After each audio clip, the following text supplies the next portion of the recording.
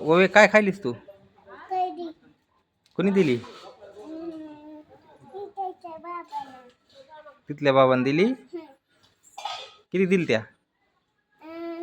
चार नका चार दिवसाच्या त्या कैरीला राहिलेल्या दोन आणि घेतल्या दोन मी एक घेतली आणि खाल्ले. खरं आवडते तुला? मोठी झाल्या मी खाते आंबा. आंबा खाते, मोठा झाल्यावर आंबा खाणार. आता कैरी